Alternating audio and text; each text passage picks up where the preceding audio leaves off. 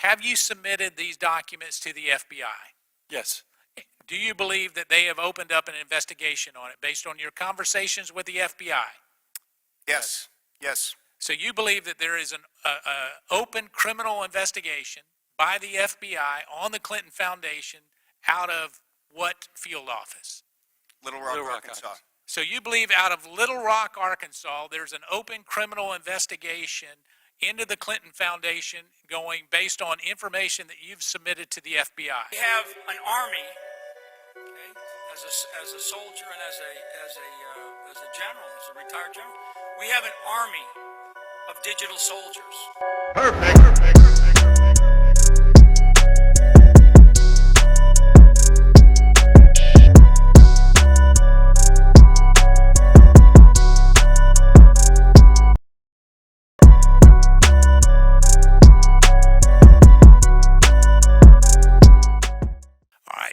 So just so you're aware and your counsel is aware, have you submitted all those documents to the IRS?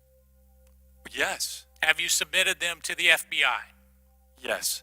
Okay. We will compel you to bring all those documents to this committee then. And I can just tell you, I think you're being poorly advised by your counsel, and I'm saying that directly to you, sir.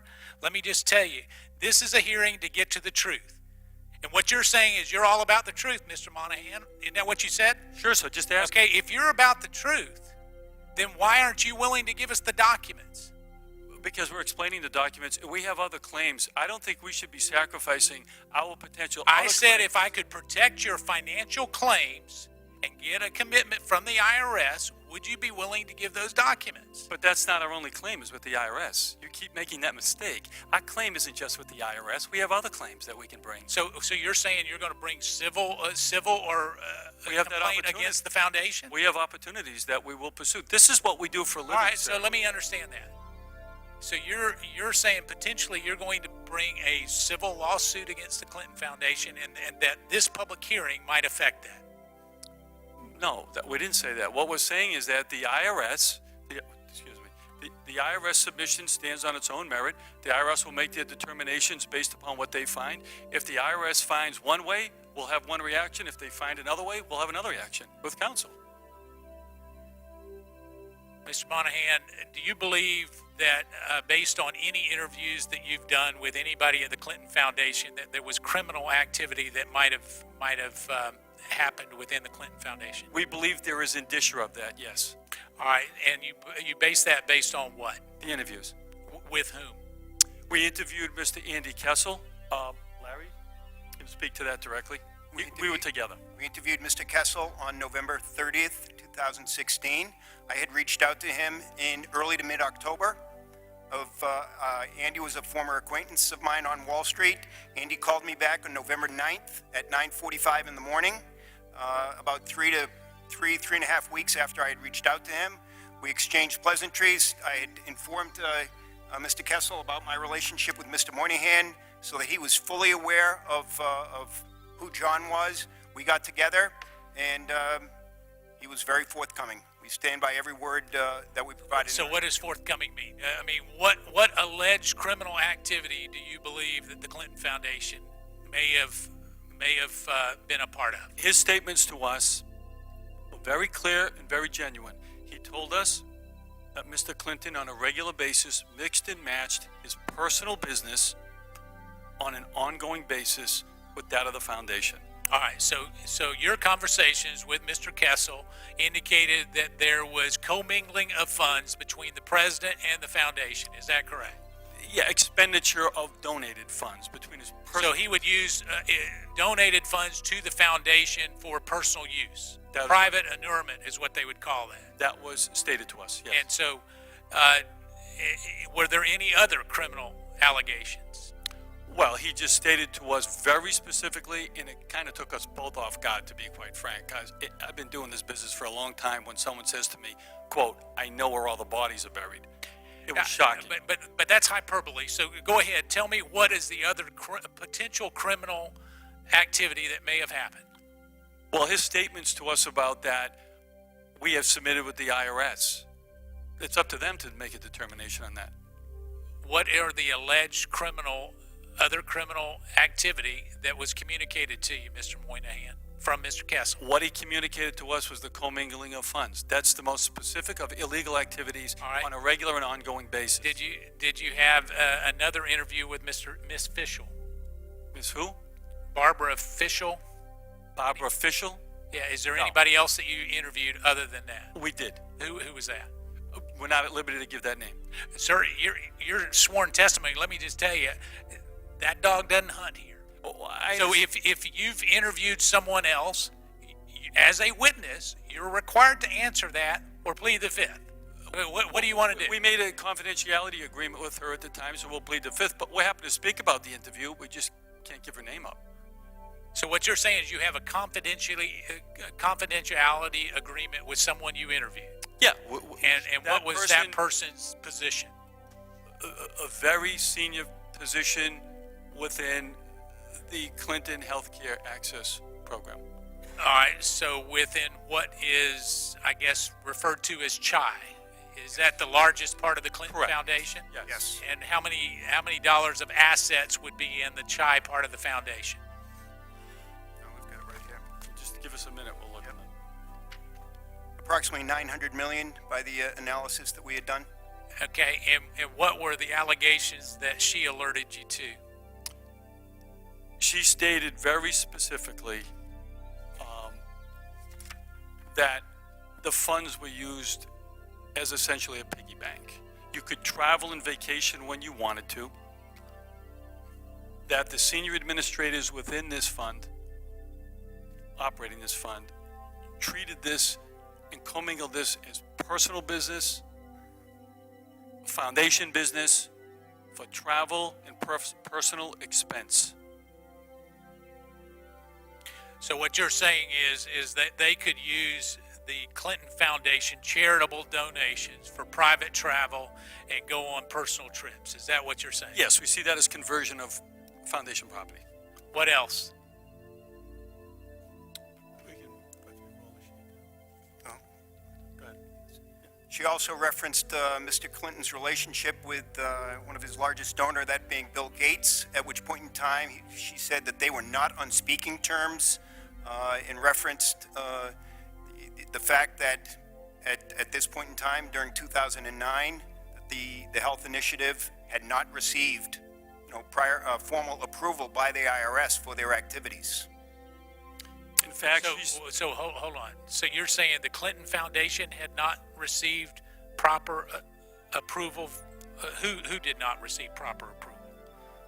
The Clinton health prior to 2010, CHI was the acronym for Clinton HIV/AIDS.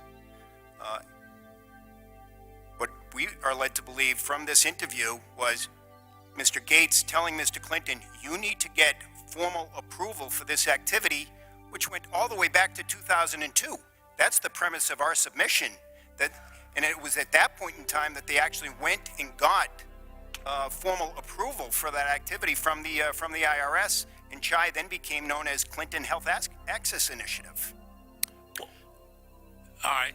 So who approved the 501c3 status for the foundation? it would have been the IRS. One of Who at the IRS? Do you have the document? yeah, well, we have it. I don't know what the person's name is offhand, but we've got the determination letters. And it was approved for what? Building a library, or The initial approval was simply for a library. so who modified it? That's what we worked on. We saw no modifications to the Articles of Incorporation. If you want to change your status, you need to notify the IRS. No, I get that. You said Okay. that before. Okay. So was there any modification? No. All right. We've got a second round. The gentleman from Georgia, I'm going to go to you in just a second as soon as you're ready. So Could I answer to your question? A very specific misrepresentation that went on with the second CHI. I think that's what you want to know. In order to go forward, the application has a Schedule G that asks you if this second CHI is a successor organization to a previous one. So you have the library, then you have this CHI running unapproved. They clearly were advised conversations involving Mr. Gates and what have you, as we've learned, you got to get approved. They go and make an application. And on the form, Schedule G, when it's asked, is this a successor operation? They specifically and affirmatively answer no. That is a misrepresentation because it's the same people doing the same thing. It's the same people doing the same thing. Additionally, we asked this individual about the Charity Navigator rating of a 4-star, to which she laughed out loud and said, "I've worked within charitable organizations at large firms. The Clinton Foundation is the furthest thing from a 4-star rating." In fact, that person went on to further state to us that she advised her own friends in multiple businesses where she had worked previous to that to stop donating to the Clinton Foundation. It was so bad.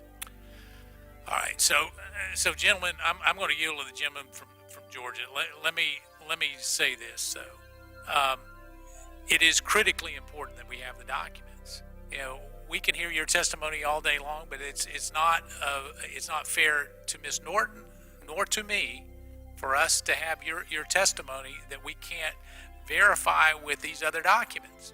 It's just like you submitting something and suggesting that it's one way with the IRS. Have you submitted these documents to the FBI? Yes. Do you believe that they have opened up an investigation on it based on your conversations with the FBI? Yes, yes. So you believe that there is an open criminal investigation by the FBI on the Clinton Foundation out of what field office? Little Rock, Little Rock, Arkansas. So you believe out of Little Rock, Arkansas, there's an open criminal investigation into the Clinton Foundation going based on information that you've submitted to the FBI? The agent informed me as to how very, very, very grateful he was for our documents and the case fashion in which we presented it. All right, so that is incredibly important. If you're telling me there's an open criminal investigation, maybe that makes sense why Mr. Huber was not here. Because if he couldn't comment on an ongoing investigation, perhaps that's why he didn't show up. That's why we want you as the committee to come to your own logical conclusions and not have us make conclusions for you. All right, I'll recognize the gentleman from Georgia.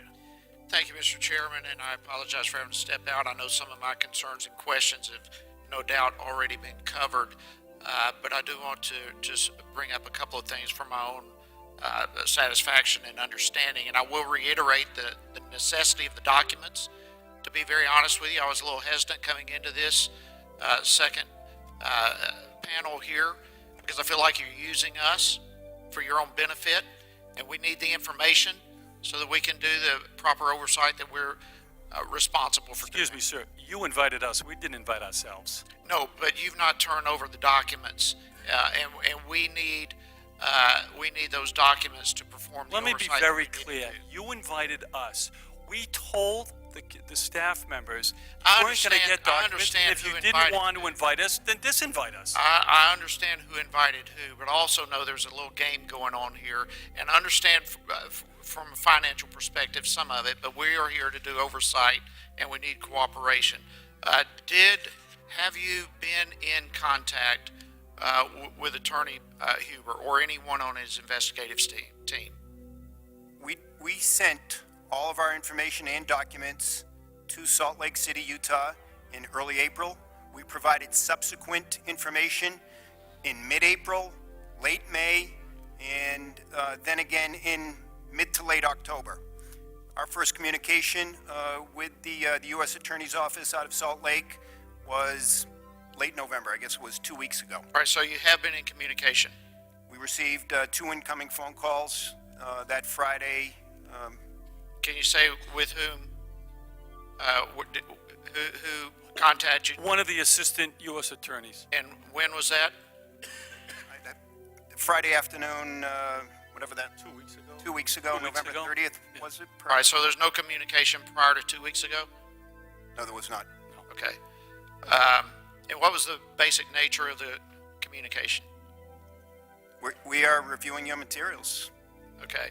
So you did not have a conversation. You Oh, just- oh, no, sir. To be clear, just like with the FBI, it's a one-way communication. They ask, they don't tell. All right, so how do you know then whether or not they're following up on the information you gave them? Based upon their questions. All right, but they didn't tell you that they're following up. No, they asked for All right, material. so you're giving an educated guess that you believe they're following. Absolutely. All Absolutely. right. What about the Justice Department's Inspector General Michael Horowitz? Have you been in communication with him or anyone on his team? We informed the Inspector General of our submission and documents just by a letter back, I could look at the date up, probably somewhere mid-year. All right, have you heard back? Has there been any communication? No.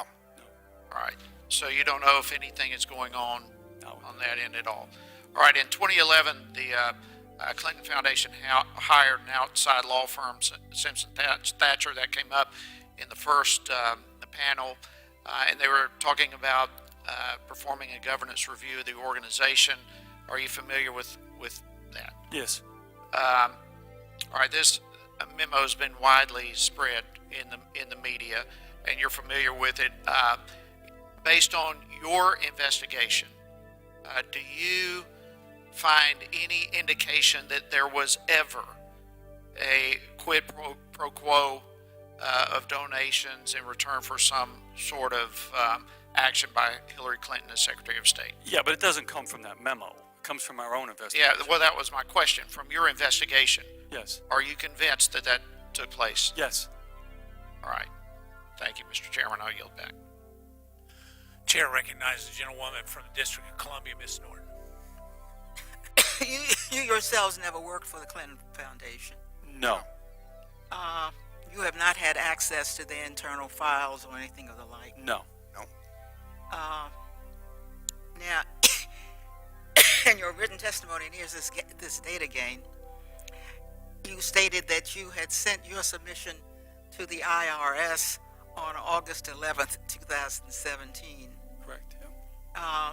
You also conceded, and I quote, this is important, recently we received a letter of preliminary denial of our claim. Correct. We asked you, what does that mean? And we asked you for a copy of that letter from the IRS. Why won't you give us a copy since you did receive a letter of preliminary denial? Because we're in an appeal status right now.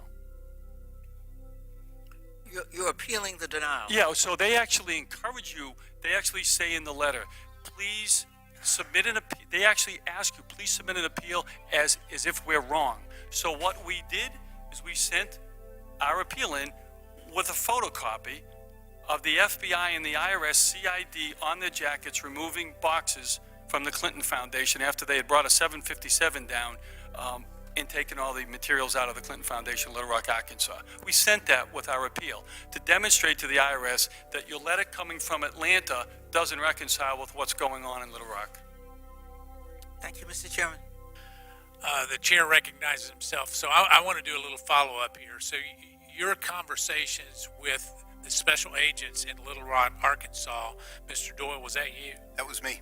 All right, and so your conversations with them, they acknowledged they had received your submission and the pages of documents. Is that correct? That is correct. And did they acknowledge any work that they're doing with that, either directly or indirectly? Did not comment. So they just said thank you for the Well, submission. it was a very cordial, professional conversation. I can't comment. Thank you very much. You know, we're very, very grateful for your efforts. And then what makes you believe that there's a criminal investigation out of Little Rock then?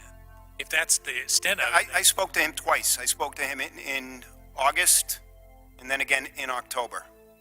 All right, so what would make you think that there's a criminal investigation, Mr. Doyle? I mean, if it was just cordial, I mean, then why would you believe that there's... Well, in the August conversation, he said this is an open and ongoing situation. All right, so he said that this is an open and ongoing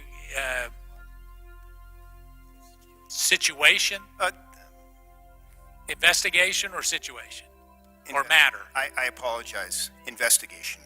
All right, so it was an open and ongoing investigation that he couldn't comment on.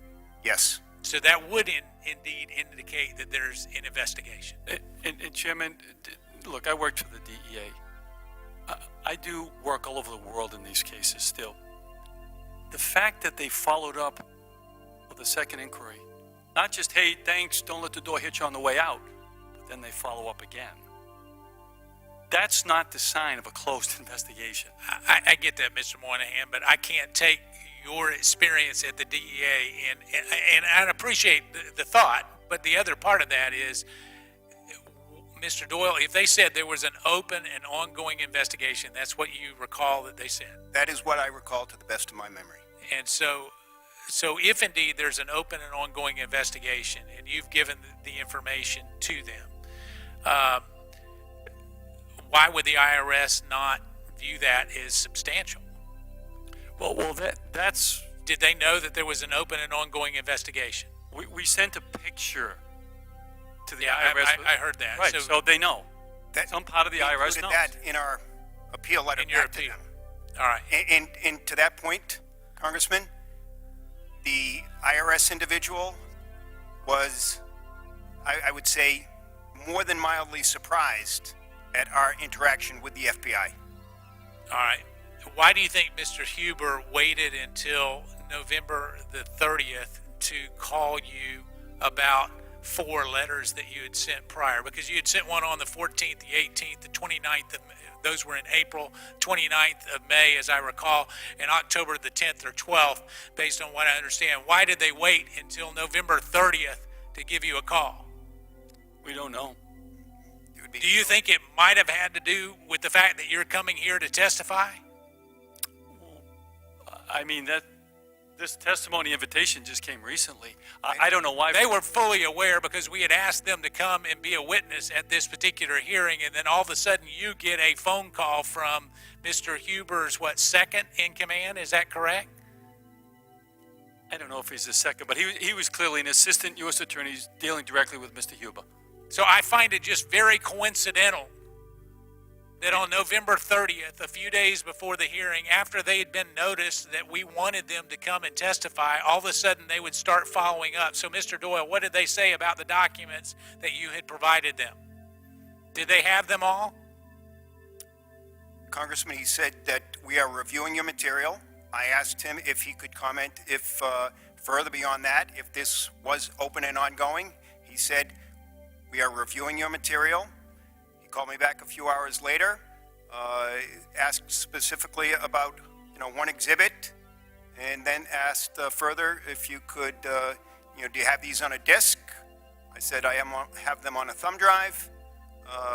Would you like them? Please resend them. So I resent the thumb drive that afternoon. So was that the first time that Mr. Huber and his team actually got the documents from you, Mr. Doyle? That was the third time. So you're telling me that on November 30th, they called you back and they couldn't find the first 2 submissions that you had made to the Department of Justice and Mr. Huber? That they wanted you to send them again? That's Is that what you're telling me? We're concluding that ourselves. That's what we concluded. And it was just what I've been told by DOJ, which I do not believe, just to be frank, is that this was the normal process of following up on recent correspondence. What was the most recent correspondence that you had with the Department of Justice? That one. October 10th? Well, I had the correspondence that with the attorney. Well, after the follow-up, prior to the phone call, what was the most recent correspondence you had with the Department of Justice, Mr. Huber? We sent materials. October the 10th of 2018, I believe that delivered was the by date. FedEx on Yes, October yes, 12th of yes, 2018. yes, Congressman. I Correct. think Yes. I got a copy Yes, of the yes, FedEx yes. delivery. Yes. And so they didn't respond to your April 4th letter. They didn't respond to the letter later in April. They didn't respond to the May 29th letter. And they finally responded to your October 10th letter a few days before a hearing that was coming up. Correct. That is correct. Do you think that shows the level of interest that a special prosecutor would show? We don't know his caseload, but quite frankly, we're disappointed that 3 years level of effort goes into this. We are not paparazzi. We are not the media. We don't want anybody to even know who we are and the work that we do. We're financial investigators. That's what we do. We get paid to do this for a living. We work for ourselves. We don't get paid by anybody else. And Congressman, So it's disappointing that it took that long and to hear from them. we shared our materials not only with the attorney office in Salt Lake, also in Little Rock, but other U.S. attorneys' offices as well that had been indicated as, providing support or working on Clinton-related matters. We also shared our materials with the U.S. Postal Inspection Service. So various jurisdictions that we felt would be interested both at the state and federal level. And you've shared all of those documents with those entities, and yet you somehow do not believe that you should share it with Congress and the American people? Well, this Yeah, answer that one for me, Mr. Monahan. I'll answer it I very really, clearly. I want to hear this because, quite don't- frankly, Are you going to prosecute the Clintons? Are you going to bring an action against the Clintons that would yield us economic consortium? I don't think you are. Those entities. but I thought, hold on to your testimony. Don't get cute with me because I promise I'm you. telling you the truth. I promise you. I thought you said you were all about the rule of law. That was in your opening statement. We All are, and about that- justice and truth. And that's why we've presented to the law enforcement agencies, which you're not. Mr. Moynihan, let me just say this. We have an oversight responsibility, and I can assure you that when you come in here, it is incumbent upon you to be open and transparent. And we can make criminal referrals just like anybody else. Now, we cannot prosecute. You're exactly right. But what I can tell you is this, is that when you come before us and you've shared it with all kinds of entities, and to not actually listen to my good friend to my right here and say, you deserve to see the same evidence that we've shared with others, I don't find how that actually provides a good foundation for truth and transparency. It's just, I think we're looking at this from completely different perspectives. We are financial investigators. We do cases. We present our evidence to those jurisdictions, in this case, the IRS, that would bring a case. That's not what you do. So that's why we present it to them and not to you. Okay. Well, I can assure you that we do have something here that will compel us to get the information, either from you or from the agencies. Sure. And I can assure you that we will, so that my good friend to my right and the entire committee can review these documents and make their own claim. We welcome that from you. Final question. Mr. Doyle, you said anywhere from $400 million to $2.5 billion might be subject to taxation. So you're saying worst case is, in your opinion, $400 million were improperly used in a charitable foundation named the Clinton Foundation. Is that correct? That is correct. And it could be all of it. It could be all of it.